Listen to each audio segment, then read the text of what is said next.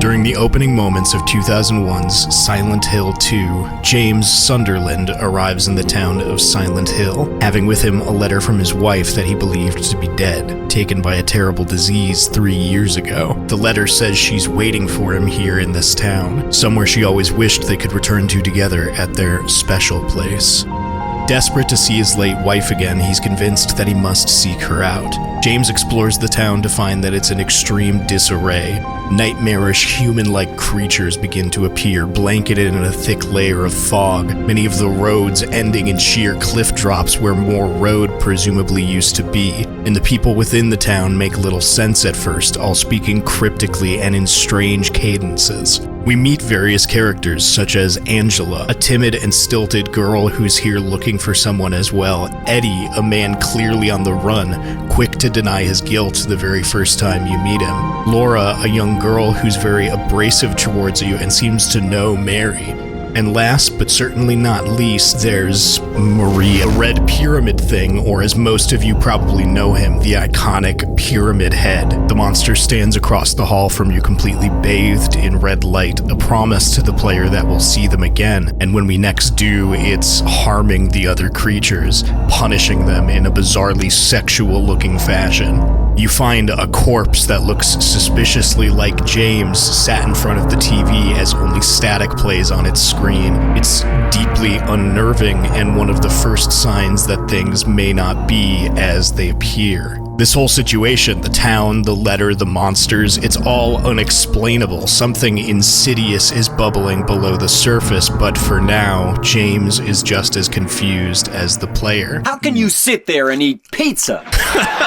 Oh, James. Even the other people you meet in Silent Hill continuously elude you, disappearing and then showing up again through impossible circumstances. James makes his way through structures and paths that no one else could have possibly taken, only to find that they've made it there before you. In the location where James assumed the special place in Mary's letter was referring to, a park overlooking the lake, the character of Maria first appears. Do I look like your girlfriend? James is stunned and can hardly believe the similarities between her and his wife.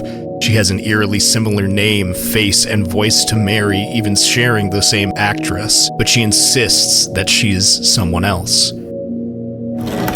Okay, let's get the obvious out of the way here. Maria is Mary. There are various points at which she'll be tasked with escorting Maria safely, requiring that you not allow her to be killed by the creatures of Silent Hill, or it will result in a game over. But Maria is also shown being killed multiple times throughout the story, usually by the pyramid thing, only to return to James again later. She's a fragment of Mary within James's mind that he can't bear to be without, something that would prevent him from ever having to truly let her go.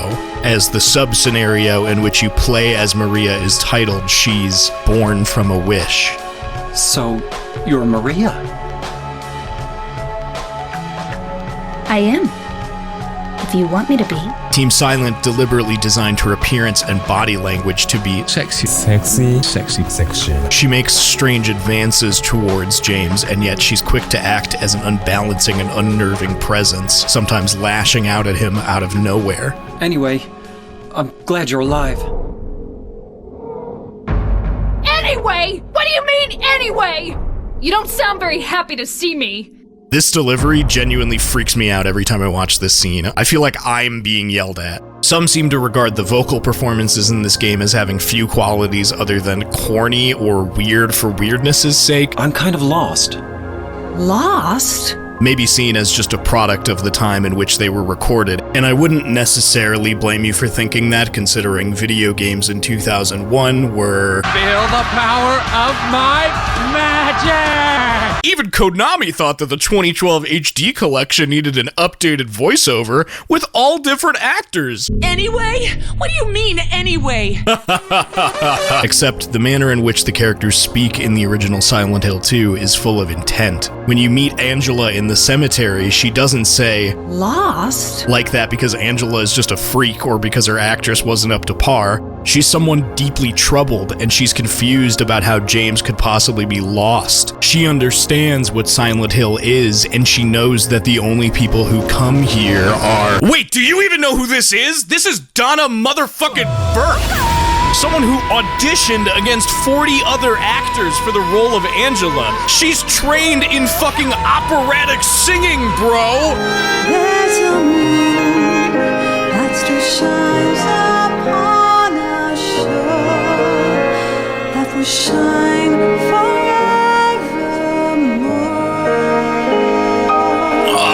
The idea that Angela's vocal delivery being stilted had anything to do with Donna's abilities as someone who works with their voice is silly. The characters in Silent Hill don't speak like well-adjusted people or even sometimes real people because, well, they're not. It's of course an unignorable factor that many of, if not all, the events of Silent Hill 2 are possibly not even literal. Aside from the very existence of Maria, the town itself seems to reflect the inner turmoil of those that walk within it.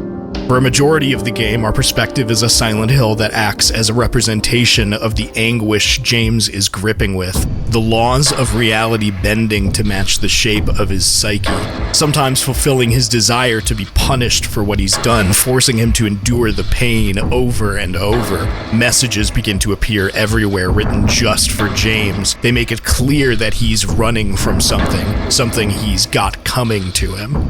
After all, what's more painful to be reminded of than the fact that you know, or at least think you know,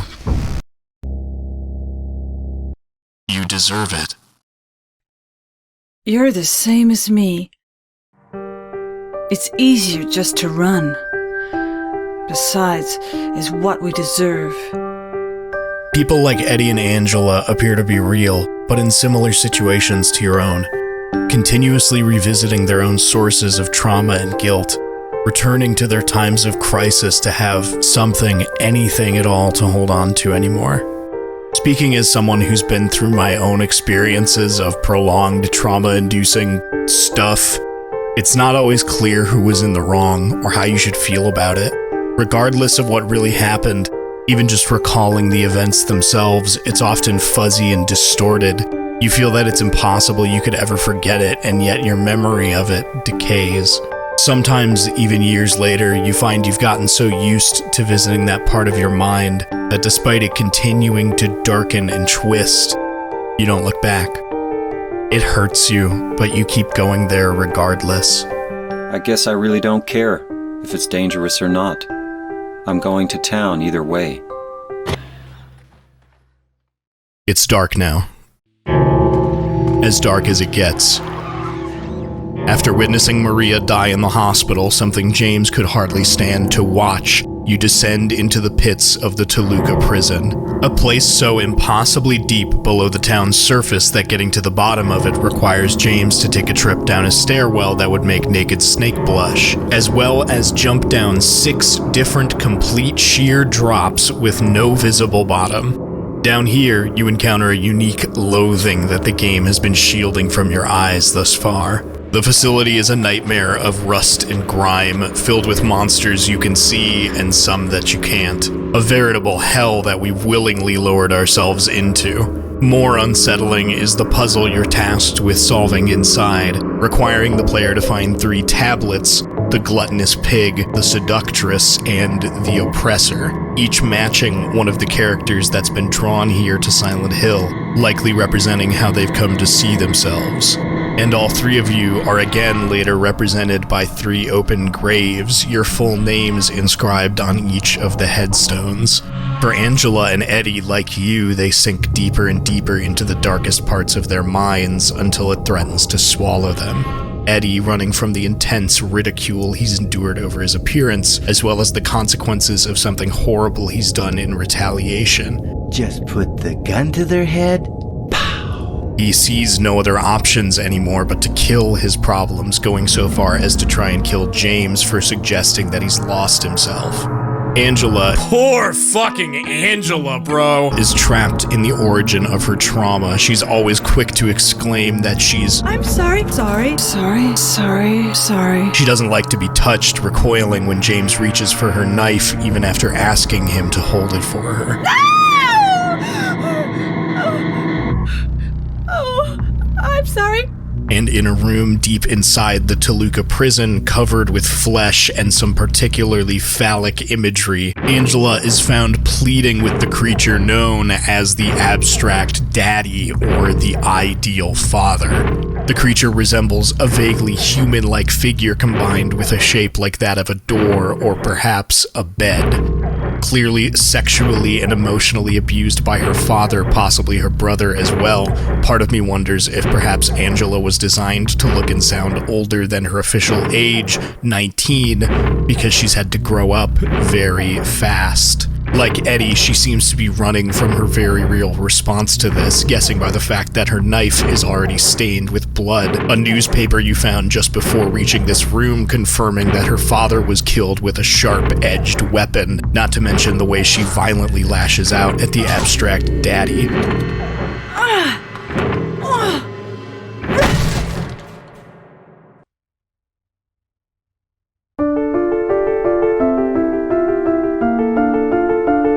The deterioration of Angela and Eddie hurts to watch, for James as well as the player. When speaking to you, they both placed great emphasis on it being easier for them to simply continue the way they're going, or to give up.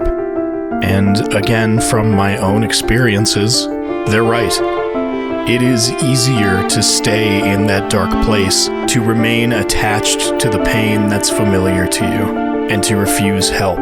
This is ultimately where they both land, and it consumes both of them. You see it too. For me, it's always like this.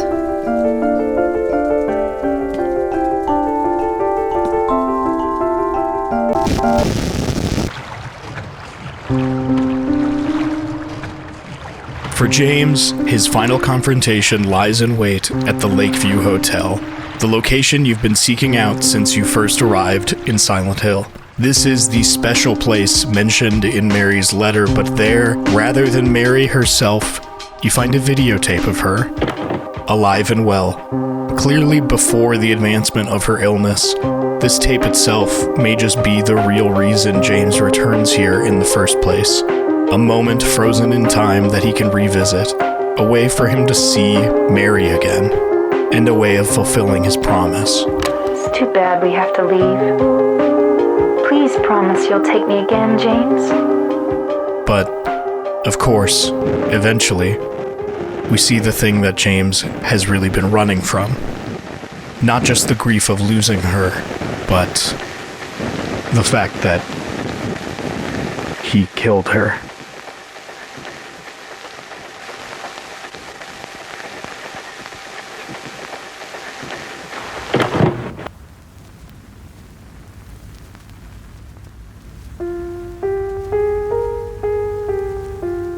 The circumstances of Mary's death are never truly clear. The game obfuscates many details from the very beginning. James claims that Mary died 3 years ago, but Laura disputes this by saying she knows Mary and that they met last year during her hospitalization. Mary shared many photos of Silent Hill with Laura, imparting onto her how beautiful and special she thought it was.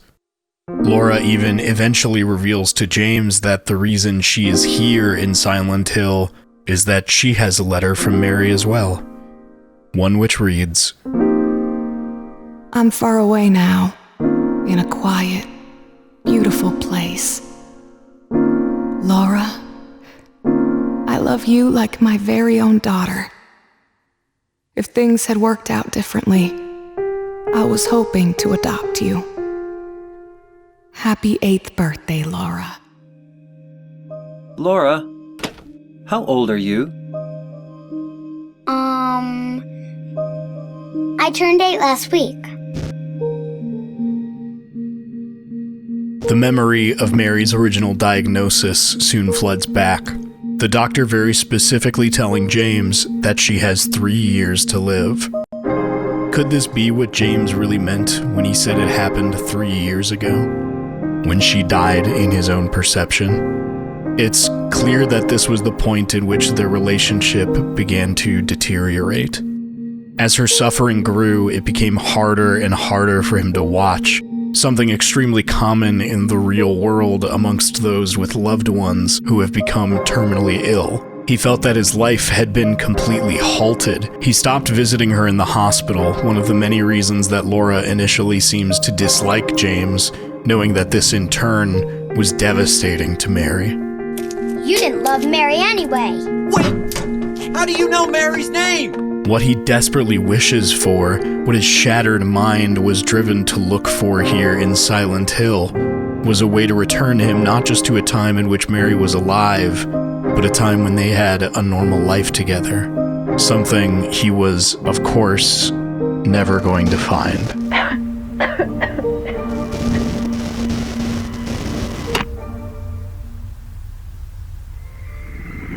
At the top of an impossible piece of architecture, the empty shell of a flooded building with one long metal staircase that collapses as soon as you step off of it, you have one final confrontation with Mary. Maria, at this point the line has blurred so much that they're entirely indistinguishable. Mary's dead. You killed her.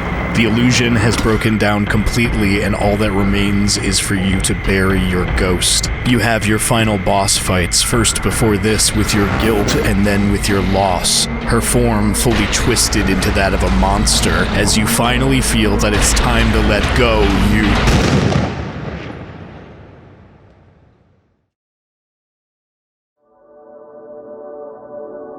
You say your final goodbyes, and you admit the full truth to Mary.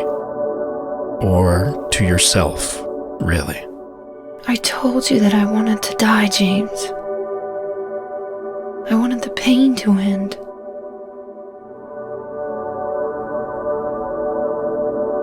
That's why I did it, honey. I just couldn't watch you suffer. As she left the hospital to spend her final days at home with him, her condition was so dire, her mind so utterly inconsolable, that she lashed out at James. What are you looking at? Get the hell out of here! Leave me alone already! I'm no use to anyone. I'll be dead soon anyway. Maybe today, maybe tomorrow. It'd be easier if they'd just kill me. James! Wait! Please don't go! Stay with me! Don't leave me alone! I didn't mean what I said! Please, James! Tell me I'll be okay! He was unable to cope with having to watch someone he loved wither away like that for 3 years, in the end becoming so unrecognizable that he resented her for it.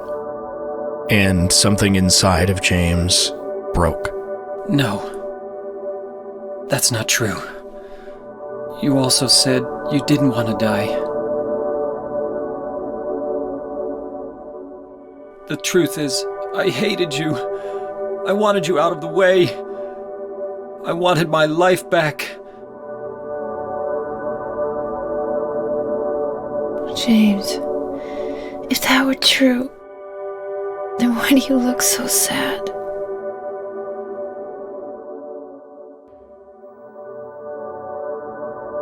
You hear Mary's letter to James narrated in her voice, the one you thought you were carrying around the whole game, but it's the real one. The one Mary wrote for James, presumably at the same time she wrote a letter for Laura, 1 week before today. When I first learned that I was going to die, I just didn't want to accept it. I was so angry all the time, and I struck out at everyone I loved most. Especially you, James. It's a heartbreaking admission of pain and misery, but also one of love.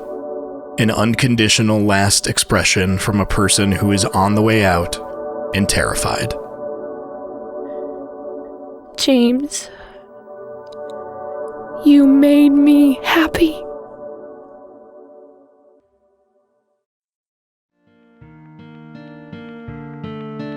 This is where the different possible endings come into play, and I sincerely have absolutely no idea what the consensus is with fans of this game, but I imagine there's probably some contention around which of the three main ones that are achievable on a first playthrough should be considered canon or the good ending. All three of them are overlaid with Mary's letter to James, but the impact of her parting words takes on a very different feeling when read over each outcome respectively. In the leave ending, which I got on my first playthrough, James simply leaves Silent Hill with Laura in tow, disappearing into the fog of the Toluca Cemetery together. In the Maria ending, James stays with Maria, choosing to fill his empty heart with a symbolic surrogate of Mary, practically ensuring that he will continue to punish himself for the guilt that he carries. Maria even seems to have a particularly sickly cough as they leave town together. And in the in-water ending, foreshadowed by the Lakeview Hotel flooding with water once James has watched the videotape and remembered what he's done, he's completely racked with grief and is heard putting Mary in his car before driving them both into the lake, presumably ending his life. Now I understand the real reason I came to this town. Without you, Mary, I've got nothing. The backdrop of Mary's letter, a view from deep below the lake's surface. Getting those latter two endings means playing in ultra-specific ways, Maria's ending appropriately requiring the player to behave obsessively with her, making sure not to bump into her too much, and never letting her be attacked, literally refusing to leave her side when the game has made it clear that it's time to move on to the next area by yourself, and in water requiring the player to consistently keep their health below 50% and repeatedly inspect Angela's knife. It requires you, the player, to willingly perpetuate the self-harming tendencies of James's psyche. But here's the thing. While the Maria and in-water endings may seem like the most believable or likely outcome to some, two very dark but very plausible roads that James, or really anyone trapped in a cycle of great pain, can go down, why is it that the leave ending is the most likely for a player to get on any given playthrough? The conditions needed to get it are simple things like keeping your health topped up and finishing off enemies with a melee weapon, something you were likely already doing if you had a decent grasp of the mechanics and the concept of ammo preservation. Could it be that Team Silent wants you to arrive at this ending? This specific thematic conclusion? It's the most profound one to me. It recontextualizes Silent Hill 2 as a game not just about suffering on its own, but how a person, a real person with flaws and vulnerabilities, responds to that suffering. Pain is an inevitable facet of being alive, and for some it may feel overwhelming, unbearable, or inescapable, but it doesn't have to be the end. It shows us a man who bears genuine, undeniable guilt in his own view, surrounded by others like him who do not make it. A man who feels that he has every reason to continue to punish himself or end his own life. And in the end, he still chooses to live. James, please do something for me. Go on with your life.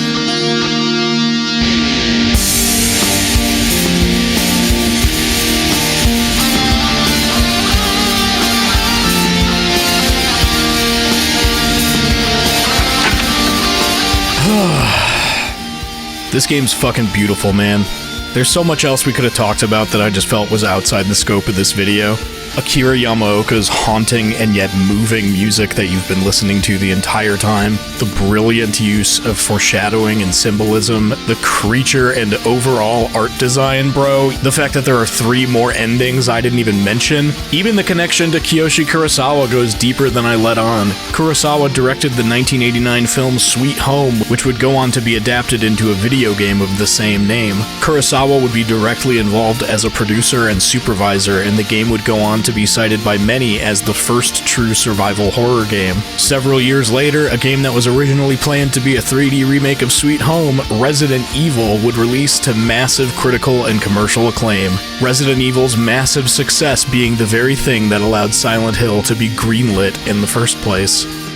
I'm so glad I gave this game a shot. I understand now the immense passion that so many have for this particular entry in the series. Thank you so much to the developers of Silent Hill 2 Enhanced Edition, the fan remastering project which you've been watching footage from the entire video. Thank you to Derek Allen, aka SKELETORIUM, for letting me use their fucking sick cover of Not Tomorrow. Thank you to my friend Tosh for voicing Mary's letter to Laura. Thank you to my friend Jackson for getting me to finally play this game. And thank you for watching my video about it. I'm gonna go lay down now. If you ever want to say what's up, I stream all the time over at twitch.tv/SHINIGAMIEATER, where I'll undoubtedly be playing Resident Evil 4 Remake this weekend, and if we're going by averages, I'll see you in like a fucking year for the next video. Peace out.